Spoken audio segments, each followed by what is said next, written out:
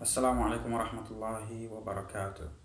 Today's topic will be about life, liberty, and the pursuit of happiness. The famous term, the famous statement coined in the Declaration of Independence by Thomas Jefferson or John Locke. We're not sure exactly who coined that term.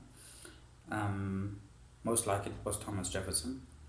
Anyway, as it holds in the Declaration of Independence in the Constitution of the United States of America, those are the unalienable rights of people, and it's a very sort of broad broad terminology, and it has kind of stood the test of time, at least in the sense that it has sort of helped build a free society, American society, in which people have generally been free insofar as it is possible, insofar as not infringing on the rights of others, to pursue these things, to pursue happiness. But what does it mean exactly, and how has it apparently, gone wrong? Where is the philosophical error in the notion of pursuing happiness? And this is kind of where I want to get to, in contrasting um, the mindset that existed in the very recent past, let's say in the past 100 years or so, with our ancestors, and then our mindset that we, have generally adopted, which is very much in line with this concept of the pursuit of happiness. That it's important to be able to pursue our happiness, and that no one should stand in our way from pursuing our happiness. Because it's so abstract. This concept of happiness. What does it mean really? So let's first get into that. What does happiness mean? Is happiness just a feeling, a feel good feeling? I feel good. Um, things are exciting in my life. I'm happy. Is that what happiness means? What does happiness really mean?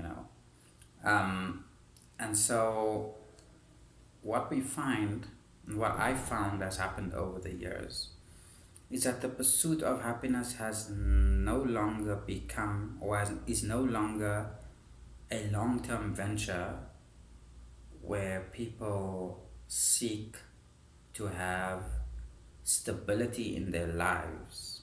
Okay, because pursuing stability is often coupled with sacrifices, and sacrifices that people have to make in the interest of long term often amounts to moments of misery. Okay, because sacrifices mean that you can't exactly do what you want to right now or in the moment or for the moment, because you have to put aside the things you want to do right now in order to achieve something in the long term. And so here is where the pursuit of happiness essentially goes wrong. Um, in today's conception of happiness, because people have become very short sighted, we are all like little kids in a big candy store, and we, basically see something we want and we just want it. And we think of nothing else but that candy that we want. And we don't think about what the long term consequences would be, to just kind of get whatever candy we want. Okay, so people have basically become like babies, like toddlers. Grown adults behave like toddlers when faced with something that makes them feel good for the moment. They are prepared to sacrifice the entire future uh, for that momentary pleasure. We call this hedonism. And so the pursuit of happiness has now become that. Okay?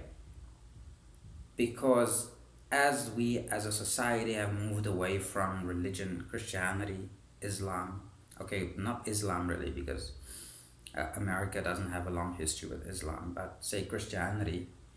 Um, and not that I'm promoting anyone promoting Christianity. Just let us get that clear, right? I'm a Muslim. I'm proud to be Muslim. I believe in Islam, but I do promote morality, and my religion does acknowledge the morality of the people of the book. It acknowledges piety in Christians and so on. So I'm doing it in that spirit. Okay, I'm not evangelical. I'm not preaching Christianity. Um, that's a very important addendum I must make, because I do live in an Islamic country. So, and it will not be taken kindly for me to be seen as promoting another religion. So I'm not doing that. So what happens is, uh, our ancestors, our American ancestors, were staunchly Christian, were people of the Bible, and their morality, their biblical morality, mitigated the uninhibited pursuit of happiness, meaning their pursuit of happiness didn't amount to hedonism, okay? They still had to remain within biblical boundaries, within biblical morality, and so the fact that our Constitution, the American Constitution, says, that this is an unalienable right, made it an unalienable right without there being any problems, okay? Fast forward to our generation, we no longer have the morality and the value system of our ancestors. We are no longer, by and large, religious people, and we do not have to follow biblical or, in nowadays, Islamic morality, because simply religion is largely relegated to the background in our lives.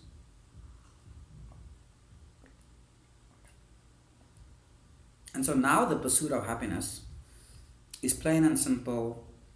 It's child's play now, okay? The pursuit of happiness is now the life of partying, I want to enjoy myself now, and I want to shun any serious obligations and any kind of real life responsibilities, because simply I'm not ready for that. And so what you have in America, what you have increasingly in Western countries, not only America, it's the same in the UK, it's the same in to some extent it's changing in other Western countries through to arguably not in Australia. Australia tends to be more conservative, and people are more traditional. They practice traditional Western values more than in other Western countries. I think, you can comment and correct me if I'm incorrect, but you could see from, Australian actors, Australian celebrities, that they tend to be married with families and children very young.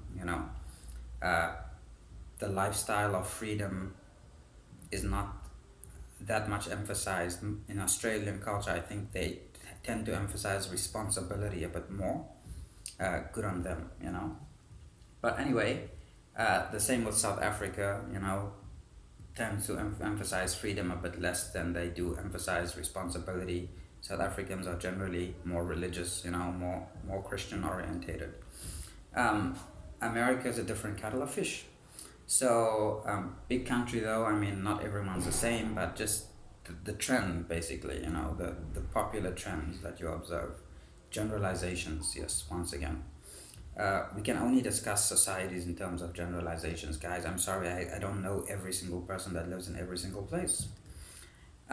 So, back to the topic, the pursuit of happiness now has become a pursuit of temporary pleasure, a pursuit of fun, a pursuit of living for the moment, living precariously, and acting with impunity over any long-term vision or goals of stability and long-term planning.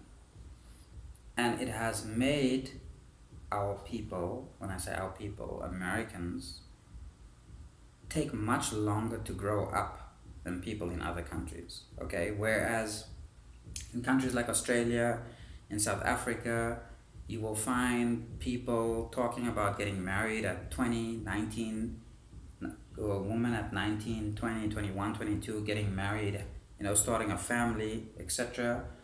Um, this happens less and less, in quote unquote first world countries, where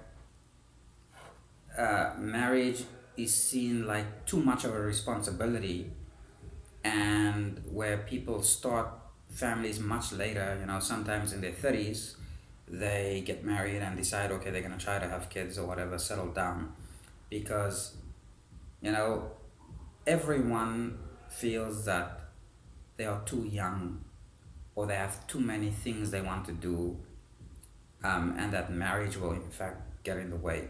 Okay, and this again comes from, being detached from religion, essentially, because the way our ancestors viewed it, our Christian ancestors, is that, marriage was not something that inhibited you, but actually it was something that liberated you, because chastity was the demand of the day, right? So if you could not be free to roam around with men and women or people of the opposite sex, and you were not free to have sex at will with whoever you want, and marriage was the doorway to that intimate relationship that people crave, naturally crave, well, then guess what? People got married young, because people start craving that from a young age. And so when they were able to, as soon as they were able to get married, they got married. And so marriage was what liberated them, okay? Because now they were allowed to legally, or based on the social contract anyway, even if there were no laws to regulate that constitutionally, it was at least part of the social contract, what people generally held as their accepted practice,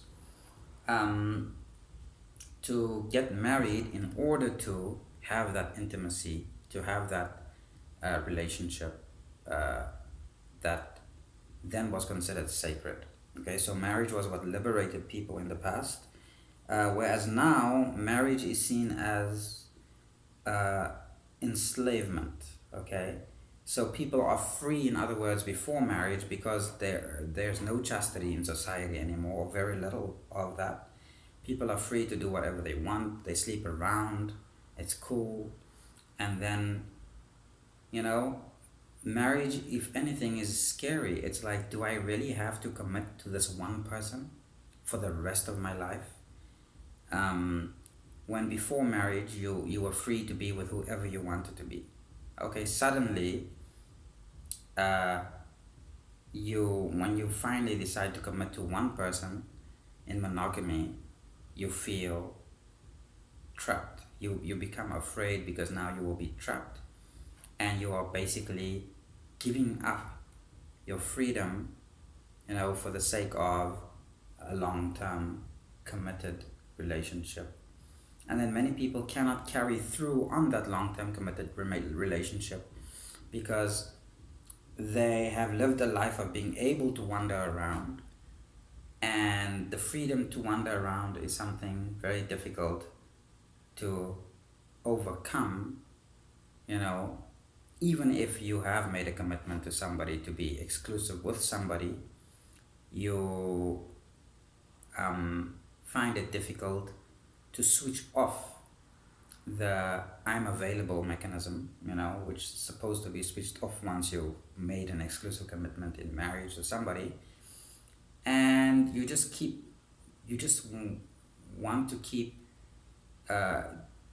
getting people interested in you, and you want to keep doing the little flirtations that you've been doing your whole life, and you basically, in the end, will find yourself practicing a life of infidelity, all in the name of the pursuit of happiness. So that's just one example. There's many examples, Um, Not only in relation to people settling down and getting married, but also in relation to people's achievements in life. You know, when you want to have long-term uh, goals, and when you want to achieve things in life, anything um, of value, then it requires a great amount of sacrifice, and those sacrifices often means that you might be miserable in the short term. Okay, when people are busy studying, to finish their degree, very often, those nights they put in, those days when they have to tell their friends, look, I can't go out with you, we can't hang out today because, I have, work to do, and all of that. Very often they feel miserable during their studies, during the years that they are studying, but they do it anyway to get through because they want to get that degree. And also when they start their new jobs, very often because a new job requires you to learn the ropes, in that new job, and so you got to put a lot of extra hours in, and you find that you're just working constantly, for maybe 2, 3, 4 years. You spend most of your time just working. You're working at work. You're bringing work home. You're trying to, you know, uh, get in that extra, to get the edge, to excel in your career, etc. A lot of sacrifices. Your social life suffers.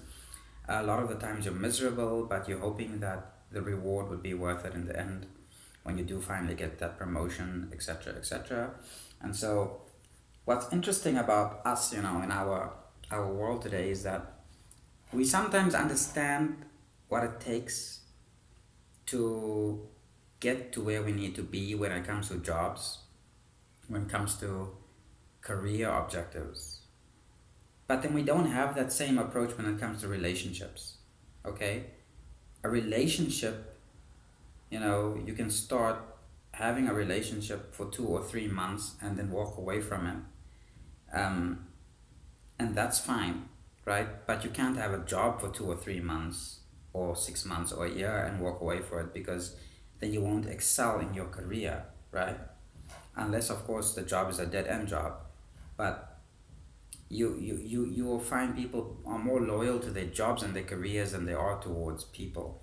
And that's the other thing about the way relationships work today, right? It's utilitarian. We treat people as though they are things, okay?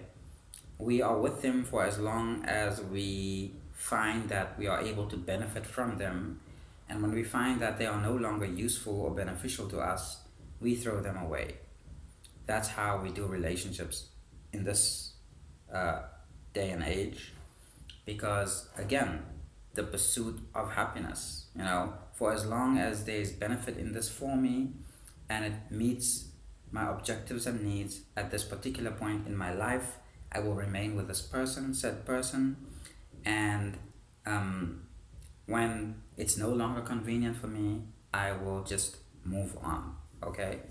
Now, where that is a problem is that we create a society of people who are perpetually single and perpetually looking and perpetually seeking fulfillment and perpetually having surface level relationships that are just touch and go, touch and go, touch and go. We don't build long lasting bonds with people, and we don't build stable families, we don't build stable homes, and we create a generation of people that are basically messed up because they don't have the luxury that we had or our ancestors had when they came from stable families and stable homes. And so, to end off, we should really start looking. I advocate that we start looking at life differently, okay, the way our ancestors looked at it, and that is happiness ultimately is for paradise. There is an afterlife, life after death, a fundamental belief in Christianity, a fundamental belief in Islam. There's something called life after death, okay? In this life after death, if you lived a good life here, a responsible life here in this world, you will, with God's judgment and permission, you will go to paradise. And in paradise, you will experience felicity, you will experience the ultimate state of happiness, perpetual happiness. Okay? And so, what our ancestors knew was that, and believed, was that happiness was not for this world. Okay?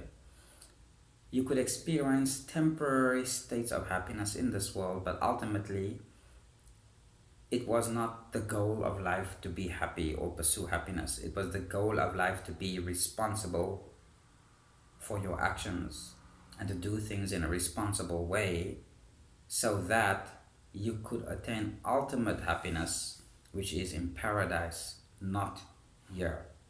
Okay? So that was the driving force why they behaved in a more responsible way than we behave, and why they could actually build stable societies, stable homes, and raise good, stable, well-balanced children.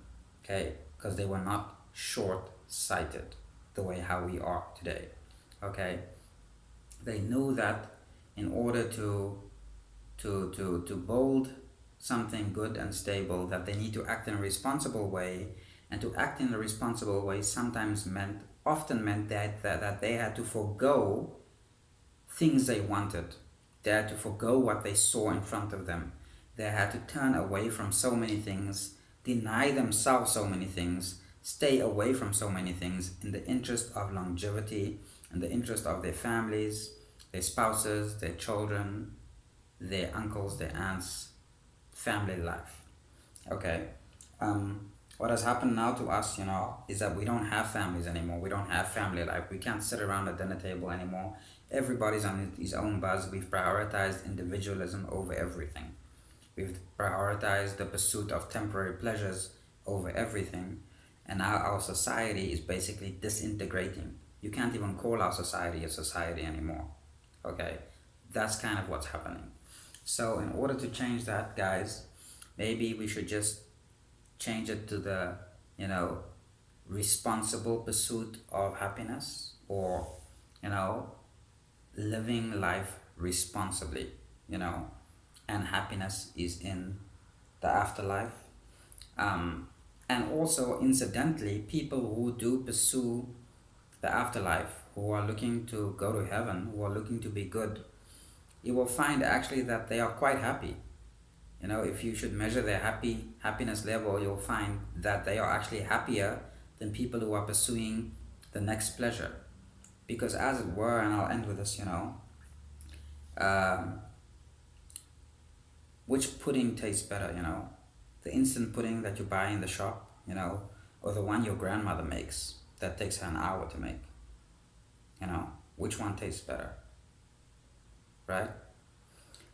The fact of the matter is, the delayed reward, the one that you have to work hardest for, usually gives you greater satisfaction. When someone had to build a fire, boil a pot of water, boil ground coffee for half an hour to have a cup of coffee, it was the best cup of coffee, that person could enjoy. Okay? And it was a hell of a lot better than the cup of coffee you make, the instant coffee that takes 2 minutes to make. Okay? Why? Because effort, the more effort you put into something, the greater the satisfaction. And that's just a fact of life. That's how life works. Okay? The more sacrifices you make, the greater the reward. And what we have been doing is we have been running away from paying the price. We have been running away from sacrifices. We do not want to say no to our impulses. We do not want to say no to what we can grab right in front of us now. Okay, that's why we are living in debt, because we don't want to say no to what we can buy right now with our credit cards. Okay, and then we end up in a big hole, in debt that we can't, feasibly pay within our lifetimes. Okay? Why? Because we don't want to say no to ourselves and our impulses. We have been trained to go with impulse. And I'm saying, don't. Don't go with your impulse. Don't go with what you want right now. Don't go with what you think will satisfy you now, the temporary pleasure. But sacrifice and taste the sweetness of the rewards that come after a great sacrifice. And the best reward is the delayed one. Thank you very much.